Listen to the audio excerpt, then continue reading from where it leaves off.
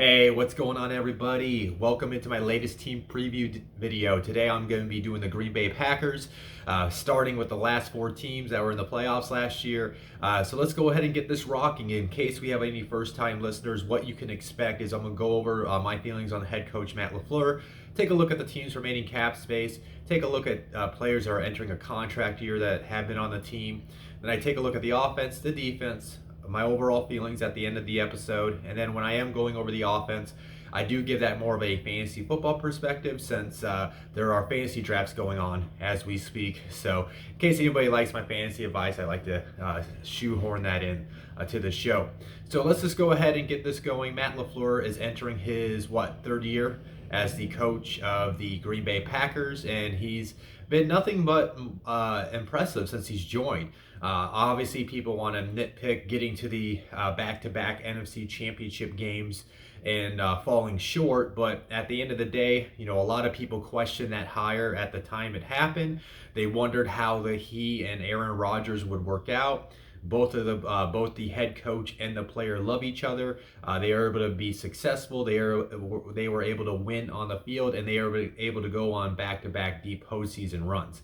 Now, there are some things you can nitpick about his decision making in those conference championship games. That is for sure. But he's still a young coach. He's still learning how to be the head guy at the table, be the CEO of the team, and making better making better decisions in those crucial games that we have seen. But you gotta give him some credit though, because at the end of the day, there's a lot of people that didn't think this would even work to the point where the Green Bay would be even into the playoffs. They thought these guys would be button heads and there would be nothing but constant turmoil. Now, there has definitely been turmoil between Rodgers and the front office, but that's not happening between him and the coaching staff. So I think Matt LaFleur has definitely done a good job since he's joined the team.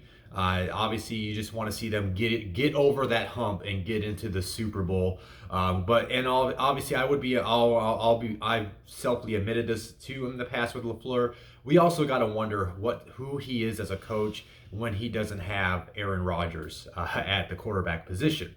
But yeah, other than that, I think he's a good coach. Maybe he can finally get the team over the hump this year. We'll have to see though, especially with all that back and forth that Aaron Rodgers is having with him in the front office there in Green Bay. Well, let's go ahead and keep it moving. The team is sitting at $13.1 million in cap space, so they have plenty of room to work with prior to the season. So if they wanted to maybe go make some more trades to help out the roster, they wanted to go pick up any street free agents, they could do that as well. And then obviously, if they wanted to work out any type of contract extensions, they even have a little room to work with where they could even give a pay raise for this upcoming season if they wanted to. And obviously, you're seeing the top name on the list as a guy like how have they not worked out anything with? That's Davante Adams. I'm going to go over some stats later in the show when I do my offensive preview, but the dude is unreal. He's been arguably the best wide receiver over the last 3 seasons. And he's going to continue his dominance this year because of the chemistry that he has with Aaron Rodgers. Now, I do know it sounded like a few weeks ago, right around the beginning of training camp, that the talks broke off between Adams and the front office on a contract extension. Then everything worked out with Rodgers. It sounds like he was willing to talk to them. And from what I understand, Davante's not going to just decline a contract because he doesn't know if Aaron Rodgers is going to be there next year. He just wants to be paid, rightfully so, as the highest paid wide receiver in the NFL. And he definitely deserves it. So I don't know why the Packers have not worked out anything, because if you have that Jordan Love, when Jordan Love takes over that position at some point, whether it is next year or in 2 years, I lean probably towards next year, you're going to want to have at least one legit trusty weapon in your passing attack. And that's Davante Adams. So set Jordan Love up with success and give Davante Adams an extension. All right, I said my piece on that. Chandon Sullivan's been a nice nickel back, but I don't see them offering a contract extension. Robert Tonyan was a pleasant surprise last year, but how much was that him being in this offense? How much was that him being with Aaron Rodgers? I think they're going to want to see at least another year of consistent performance before they offer him any type of extension. So that's something they'll probably have to work out at the end of the season.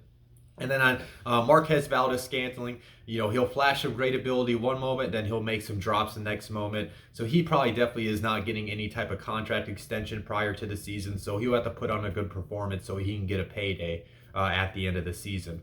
So I'm going to go ahead and keep this moving, though, to the offensive preview. Now, this offensive preview, the projected starters, this is per Zach Garton. You can give Zach a follow at all22_addict. I've talked him up before in previous videos. He's a great dude I've had a chance to work with. He's now he's coaching now in high school level, and he's still producing content. So go give Zach a follow. And one last note on this: if you see any stars next to the name, that means those players are inside the Prospect Encyclopedia. You can read Zach's report on those players if you go order it at prospectencyclopedia.com. And one last caveat is, in order to make the Packers top 22 player list, you have to be from the last 3 NFL draft classes. You have to have less than 12 regular season starts. So these are guys still gaining NFL starting experience. The players on the list range from anywhere from core special team guys to special role players to future superstars of the league. So let's just go ahead and get this going. Let's start with the man of the hour in Green Bay, which is Aaron Rodgers. Everybody already knows the whole hoopla about Aaron Rodgers in the front office. I don't have to dive into that. But let's take a look out on how productive Aaron Rodgers has been since 2018. As of right now, he's actually on the 5th longest active streak with at least 1 passing touchdown. He has 11. And then here's some stats that he popped up that I collected this summer. He's got the 3rd most passing touchdowns. He's tied for the 4th most game-winning drives. He's tied for the 5th most comebacks. He's got the 6th best passer rating, and he's got the 7th most passing yards. And then obviously he just came off his MVP season. We'll have to see if he can repeat that type of production. But I mean, even though his touchdowns might come down this year, I definitely think he's going to continue that in this year. I think he's in a great offense that will allow him to succeed with Matt LaFleur. They still got, like I already talked him up, they still got Devontae Adams, Marquez Valdez-Scantling, Alan Lazard. Those are guys that all know the system and what Aaron Rodgers knows how to utilize those guys. And they brought in his old friend Randall Cobb. They still got Robert Tonyan. They drafted Amari Rodgers. So, it's going to continue. He has a lot of weapons now. Again, I don't know if this whole thing is not as much on the offense as much as they just need to figure out how to get over the hump. We already know what this offense is going to be with Aaron Rodgers. It's going to be highly productive, and on any given moment, he can carve up a defense and go score touchdowns. In terms of fantasy, yeah, he might not, like I just mentioned, he might not get the same production as he did last year, but he's still going to get a good amount of touchdowns. He's still a plug-and-play fantasy quarterback. You don't have to think about replacing him until he is on a bye week. So with that being said, let's just go ahead and keep it moving to the running backs. Aaron Jones just got a big payday from the Packers. A lot of people thought he would be moving on from Green Bay, especially since they drafted A.J. Dillon last year, but he ended up sticking around for the long haul. So I think he's going to continue his success there in Green Bay, as long as this the younger side of the offensive line can come and play this year, and they get David Bakhtiari back in the lineup sooner than later. But taking a look at Aaron Jones since 2018, he's been one of the most productive backs in the league. Now, he's got the 3rd most rushing yards per attempt. Now, he's got the 4th most total touchdowns among all skill position players. And then he's got the 4th most rushing touchdowns, the 6th most rushing yards. He's got the 6th most fantasy football points per game among running backs. And then among all players, he's got the 9th most scrimmage yards. And then he's got the 10th most yards per reception. And that's what you like about Aaron Jones, is he's not just your standard running back. He's utilized in the passing attack. He does such a great job when they use him in the screen game, and using his blocks and then his acceleration in open space can allow him to take off and get those big chunk yards and turn those into explosive touchdown plays as well. We've seen that plenty of times of him doing that. And he's got a knack for finding the end zone, and he's just been a very overly impressive back since he's joined the league. And I don't think that's going to change this year. The team did move on from Jamal Williams. They still got A.J. Dillon, so I think A.J. Dillon's going to take over the Jamal Williams role, but I don't think that's going to impact Aaron Jones in any way. Obviously, I've said this before in previous videos, money talks in this league. And if you're going to give a running back a lot of money, yeah, he's still going to continue getting all those touches. So Aaron Jones to me is an RB1. He's definitely one of those guys you can take at the back end of the first round, top of the second. You know what you're going to get out of him. He's going to be in a highly productive offense. He's going to dominate the touches in the backfield, and I just don't see anything changing for him. Now, A.J. Dillon is the name to watch as a handcuff here.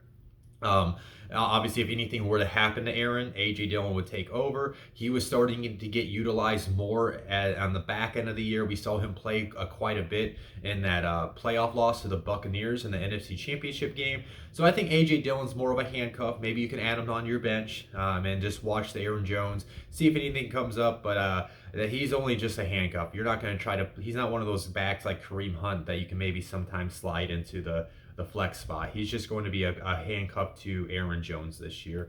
And they got Kylan Hill too. We'll see if he can work his way into the rotation possibly. I like what he can offer, but it's probably just going to be the Aaron Jones show with a sprinkle of A.J. Dillon every once in a while. Now, taking a look at their wide receiver position, like I mentioned, they got the stud Davante Adams. They got Randall Cobb coming back, so that's a trusty old weapon for Aaron Rodgers to work inside the slot. Allen Lazard still got that size that can work the boundary and be a nice red zone threat. Marquez Valdez-Scantling still going to be that guy that Aaron can take deep shots on, and you just want to see MVS, hold on to the ball and stop dealing with his drops that he's had over his career. Because when he has, he's been very effective at picking up a lot of yards. He did pop up one of the stats I collected. Marcus Valdez-Scantling, he's got the third most yards per reception by a wide receiver since 2018. He averages 17.7 yards a catch. So he's going to have his role in the offense. Amari Rodgers, I really like his versatility because they're going to be able to line him up in the slot. They can line him up in the backfield. Basically, he's a younger version of Randall Cobb, and then they bring in Randall Cobb that's going to be able to teach him the nuances of the game. So he's going to get some snaps in the rotation. But taking a look at the man himself, Davante Adams, one of my favorite wide receivers in the league. He's so consistent with his play. Let's take a look at him. Davante Adams since 2018, he's one of 3 players to have at least 2 seasons in the past 3 years with at least 2 seasons of 80 plus receptions, 1,000 plus yards, and 10 plus touchdowns. He has the most receiving touchdowns.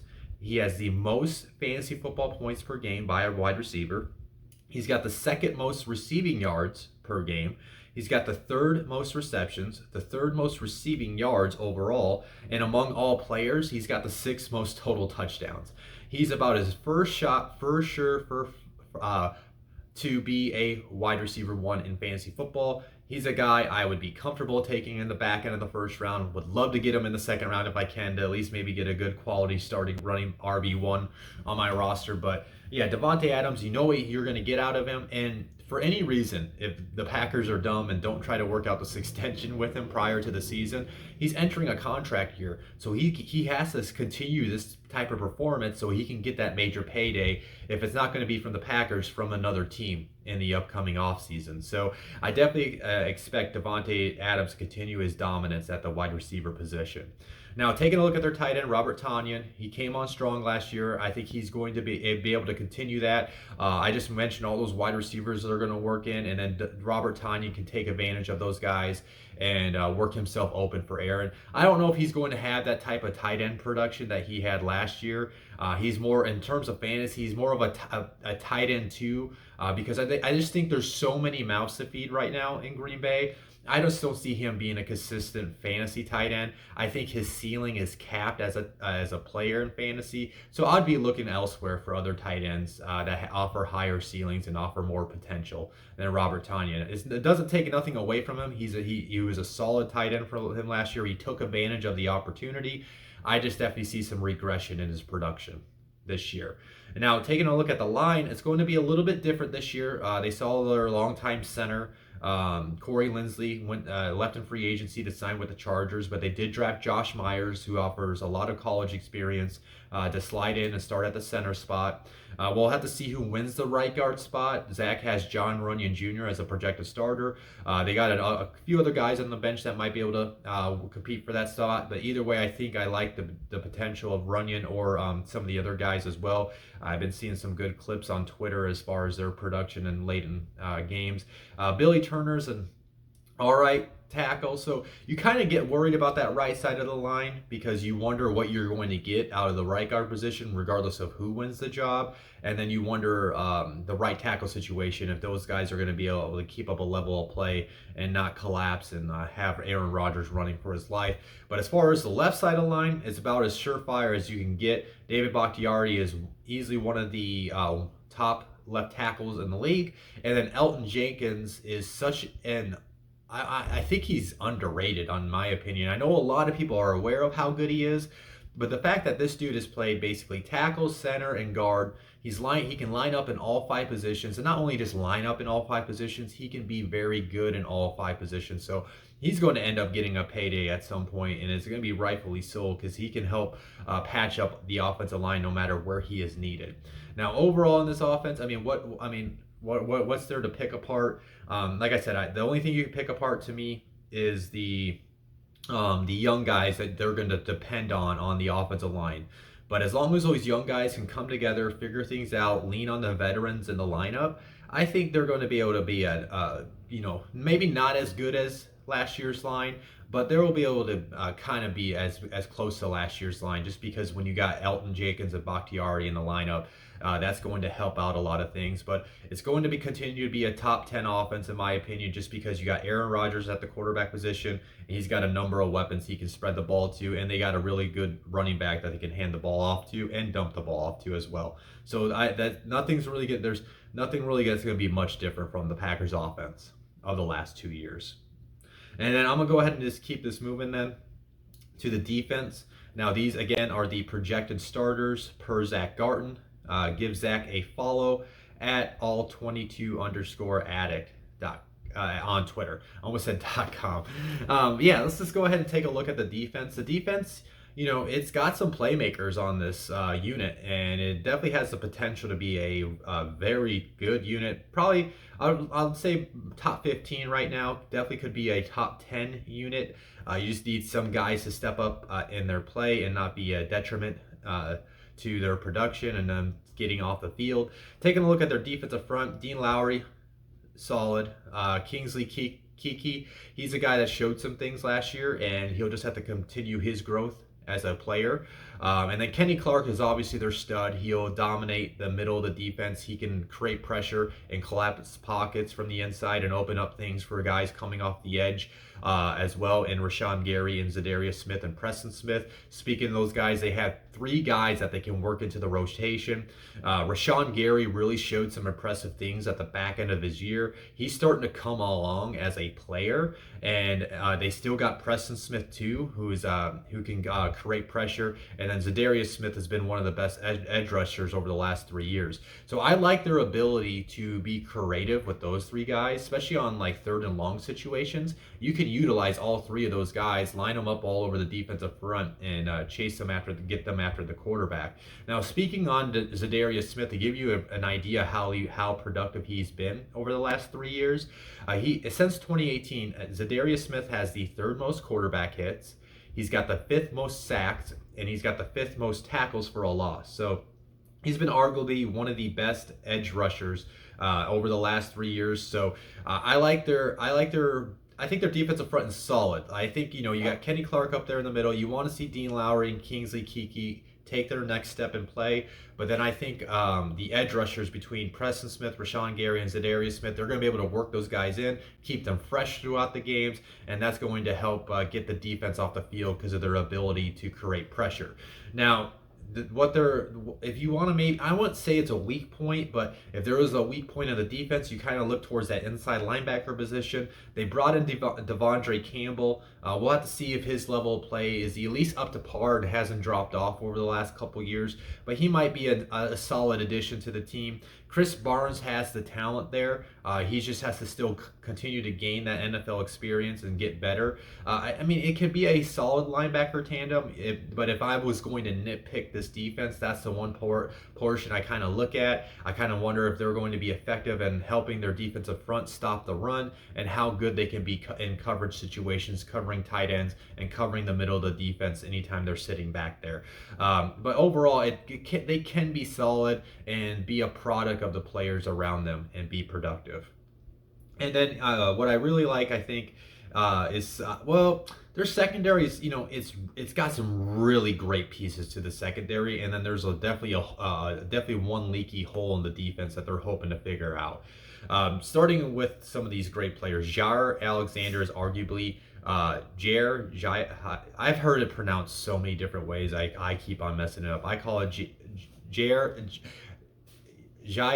Alexander. That's what I'm going to say it. I do apologize if I mispronounce your name, but he's arguably a top 10. Even people put him in top 5. If not, there's people that want to put him up in like the top 3 cornerbacks in the league, which I understand. The guy is so sticky in coverage. He's got good ball skills.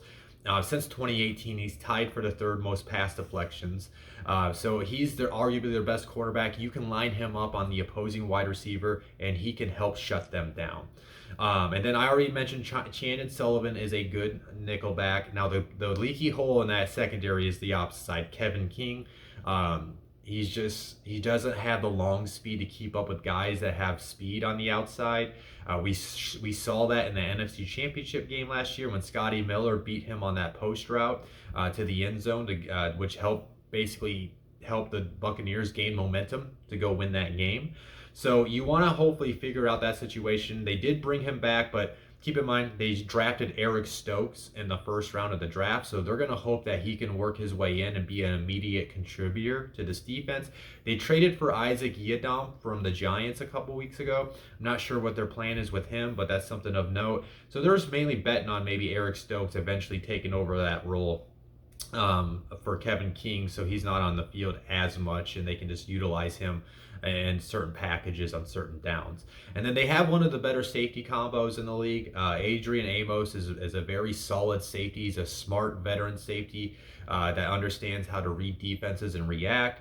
The guy I really like, I think that's a stud, is Darnell Savage Jr. Here's something on Darnell. He's actually 1 of 10 players with a season of 75 plus tackles, 12 plus pass deflections, and 3 plus interceptions since 2018. So he's highly productive at the position. I like him and Alexander are 2 guys I really like in this defense. They're playmakers. So I think overall with this defense, it might not be like, it might have its moments where it's struggling to stop the run. I definitely think that could happen. I think it's going to have its moments where it's struggling to stop the pass because of the opposite corner spot of Jair Alexander. Just because, even if Eric Stokes is eventually taken over for King, he's still a young rookie, and veteran quarterbacks know how to utilize and pick on the young rookies as they're learning how to grow into being an NFL cornerback.